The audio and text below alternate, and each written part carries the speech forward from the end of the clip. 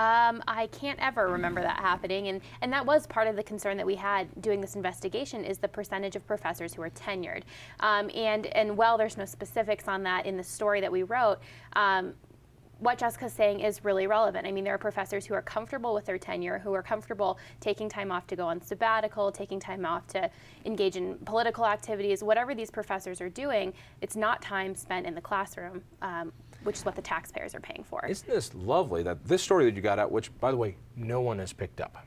All right, so this is now public. We are on Jon Caldara's show. Yeah, so all 13 of my viewers will now know about this, but the mainstream media didn't pick up this story. They didn't look at this story to find out that the CU chancellor is going to make $700,000 while he's going to go down to the Capitol and testify that we need more tax money or support a tuition increase.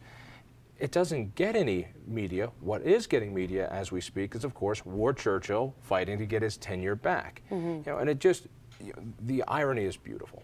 Well, part of it, too, is that CU will be forced to deal with this issue. I believe that not only because there's a growing groundswell of anger and frustration as people learn about these imbalances and this overcompensation of executives, but also national media is starting to focus on this. In the aftermath of Barack Obama setting salary caps on Wall Street, people and the media are starting to say, wait a second, I didn't realize it.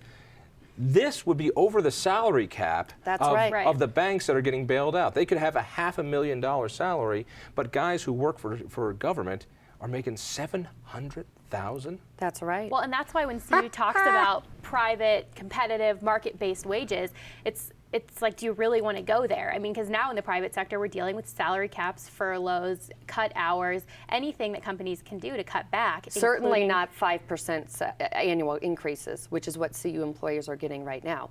But Time brought up this issue. Business Week is looking at this issue. Chronicle of Higher Education is looking at this issue. So the media in Colorado may want to ignore it. As if anybody in Colorado knows how to read those publications. Let's bring it to this. As we're taping this, there's all sorts of talk about what CU is going to do. And a lot of our friends in the media are doing furloughs that don't want anybody to know about, but if you haven't seen a reporter on one of your favorite TV shows, it's because he's been out on furlough. There's talk about furloughs at CU to take care of this budget cut.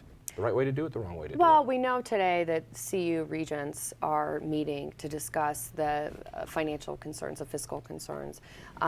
We don't know what's come out of those meetings. These are meetings conducted in executive session.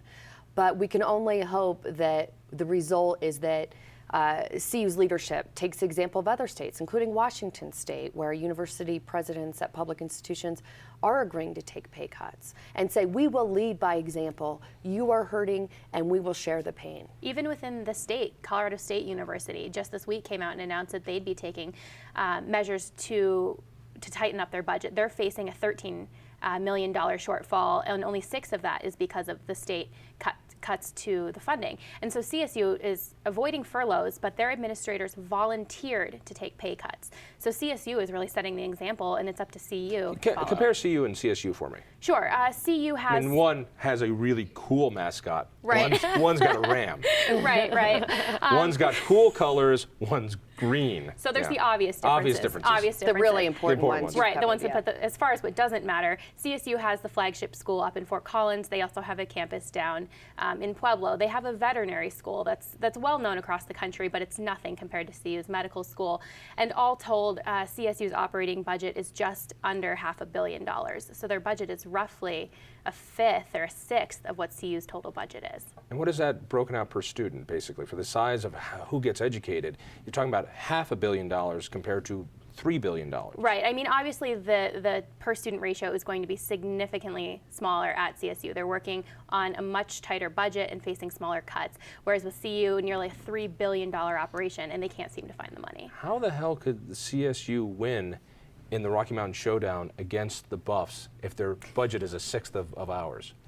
Well, John, I will turn something back to more seriously. You know, under Larry Penley, the last CSU president, the university was putting out ads in Times Square and in the New York Times. And this was just a couple years ago. And now CSU trying to get people from New York to attend CSU. And now CSU is taking their current economic situation very seriously. They're saying to prevent more layoffs, to prevent more harm to students, we are going to take these voluntary cuts. And I really applaud them for that. You put out a call to Bruce Benson, you'd put out a press release to let everyone know what you're talking about from the Campus Accountability Project at Independence.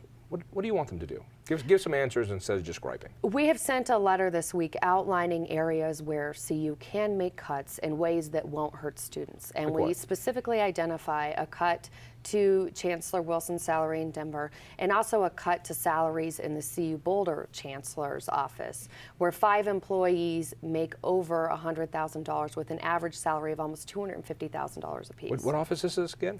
This is the CU Boulder Chancellor. So it includes the vice chancellors on the campus, including the vice chancellor for diversity, which is a new position as of a couple years ago. Vice Chancellor of Diversity. That's right. And how much does he get paid? It's a she, actually. It's a she. She makes almost $200,000 a year, but again, that's before all of her benefits, her time off, her vacations, her sabbaticals, and everything else are calculated. So again, at least twice as much as Governor Ritter. That's right. Nice. Nice. There is just a... So can we really close this $14 million gap just with salary cuts? We could cut this, we could fill this hole with easily by cutting salaries that need to be cut, by demanding more accountability and productivity from professors, and eliminating programs that have nothing to do with education. There may be a very real dilemma in America with young male homosexuals having eating disorders. But when we're graduating college students who are civically illiterate, $40,000 in debt, and who can't find a job, it is so far down the list of our priorities, it shouldn't be on our campuses. Give me the message for those prospective students or those students who are here who might get hit with yet another tuition increase, because that's the best way and easiest way to fill it. We would encourage students to contact us at the Campus Accountability Project. Let's get down to the Capitol and educate our lawmakers about what's really going on. No politician wants to vote against higher education. You can see the hit piece now. Senator so-and-so doesn't care about your kids. But the truth of the matter is, for every senator and representative and for Governor Ritter, if they care about kids, they are going to say enough is enough. No more tuition increases until CU starts cutting salaries and starts cutting programs that have absolutely nothing to do with educating our students. Just a minute or so left, but you're also a student. Right. Do students care about this? Do they get this? Do you think as you're walking around on the Auraria campus, most students say, well, you know, a guy running this is making what an NBA coach could make? All I can tell you is the one thing students do notice is the increase in tuition. There's no doubt about it. Every year we sit down with these itemized bills and line by line look over these ridiculous things that our student fees go towards. And what we don't notice is a difference in the amount of time spent in the classroom by professors, the amount of resources or scholarships available. The tuition increases are evident and the benefits aren't.